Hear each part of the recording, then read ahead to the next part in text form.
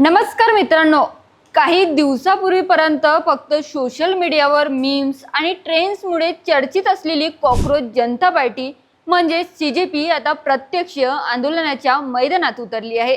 काही दिवसातच या चळवळीने एवढी लोकप्रियता मिळवली की सोशल मीडियावर तिची चर्चा देशभर सुरू झाली। लाखो तरुण या चळवळीशी जोडले गेले आणि आता 6 जून रोजी दिल्लीत मोठ्या आंदोलनाची घोषणा करण्यात आली। पण हा सगळा प्रकार नेमका काय आहे?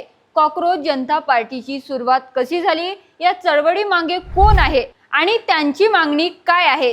आणि सर्वात महत्त्वाचं म्हणजे ही चळवळ खरंच सरकारसाठी डोकेदुखी ठरू शकते का? चला सविस्तर जाणून घेऊया। या संपूर्ण प्रकरणाची सुरुवात 16 मे 2026 रोजी झाली। सर्वोच्च न्यायालयातील एका सुनवाई दरम्यान सरन्यायाधीश सूर्यकांत यांच्या एका वक्तव्यावरून सोशल मीडियावर मोठा वाद निर्माण झाला।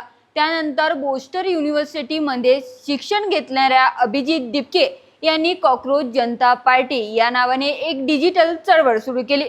सुरुवातीला अनेकांनी याकडे एक सोशल मीडिया ट्रेंड्स म्हणून पाहिलं, पण काही दिवसातच ही चळवळ वेगाने वाढू लागली। देशभरातील हजारो विद्यार्थी, स्पर्धा परीक्षेची तयारी करणारे तरुण आणि शिक्षण व्यवस्थेवर नाराज असलेले अनेक लोक या मोहिमेशी जोडले गेले। सोशल मीडियावर सीजेपीचे नवीन व्हिडिओ, पोस्ट, हॅशटॅग मोठ्या प्रमाणात व्हायरल झाले।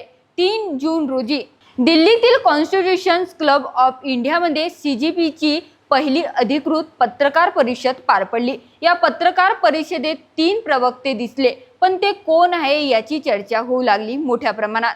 ते तिघ म्हणजे सौरभ दास, विजेता दहिया आणि आशुतोष राका हे आता या चळवळीचे मुख्य चेहरे म्हणून पुढे आले आहे। पत्रकार परिषदेत बोलताना त्यांनी स्पष्ट केलं की ही चळवळ कोणत्याही एका परीक्षेपुरती मर्यादित नाही। त्यांच्या मते देशातील संपूर्ण शिक्षण व्यवस्थेमध्ये सुधारणा होणं गरजेचं आहे। विद्यार्थ्यांना न्याय मिळावा, परीक्षा प्रक्रिया पारदर्शकता व्हावी आणि पेपर लीक सारख्या घटनांवर कठोर कारवाई व्हावी ही त्यांची मुख्य मागणी आहे। याबरोबरच त्यांनी केंद्रीय शिक्षण मंत्री धर्मेंद्र प्रधान यांच्या राजीनाम्याची मागणीही केली आहे आणि इतर काही परीक्षांमध्ये झालेल्या कथित गैरप्रकारामुळे या विद्यार्थ्यांचं नुकसान झालं असल्याचा त्यांचा आरोप आहे। विद्यार्थ्यांची मानसिक नुकसान झालं, अनेकांचं करिअर धोक्यात आलं आणि त्यामुळे कोणीही जबाबदारी स्वीकारली पाहिजे। विद्यार्थ्यांचं मानसिक नुकसान झालं, अनेकांचं करिअर धोक्यात आलं आणि त्यामुळे कोणीतरी जबाबदारी स्वीकारली पाहिजे, असं सीजेपीचं म्हणणं आहे। आता सर्वात जास्त चर्चा होत आहे ती फंडिंग मुद्द्यावरून। सोशल मीडियावर अनेक जण विचारत आहे की एवढी मोठी मोहीम चालवण्यासाठी पैसा कुठून येतोय? काही लोक या चळवळी मागे एखाद्या राजकीय पक्ष असल्याचा आरोप करत आहे। विशेषतः आम आदमी पार्टीचा संबंध असल्याचाही चर्चा सुरू आहे। मात्र सीजेपीने हे सर्व आरोप फेटाळून लावले आहे। पत्रकार परिषदेत त्यांनी सांगितलं की त्यांच्याकडे कोणत्याही मोठ्या स्पॉन्सर नाही, सामान्य लोकांच्या छोट्या छोट्या मदतीतून ही चळवळ चालवली जात आहे। त्यांचा दावा आहे की ही पूर्णपणे विद्यार्थी आणि तरुणांनी उभी केलेली लोक चळवळ आहे। आता सगळ्यांचं लक्ष 6 जूनच्या आंदोलनाकडे लागलं आहे। दिल्लीच्या जंतर मंतरवर होणाऱ्या या आंदोलनात किती लोक सहभागी होणार? सोशल मीडियावर दिसणारा पाठिंबा प्रत्यक्ष मैदानात दिसणार का?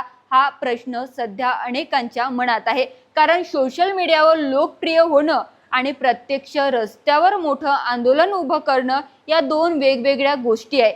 त्यामुळे 6 जूनचं आंदोलन सीजेपीसाठी एक मोठी परीक्षा असणार आहे।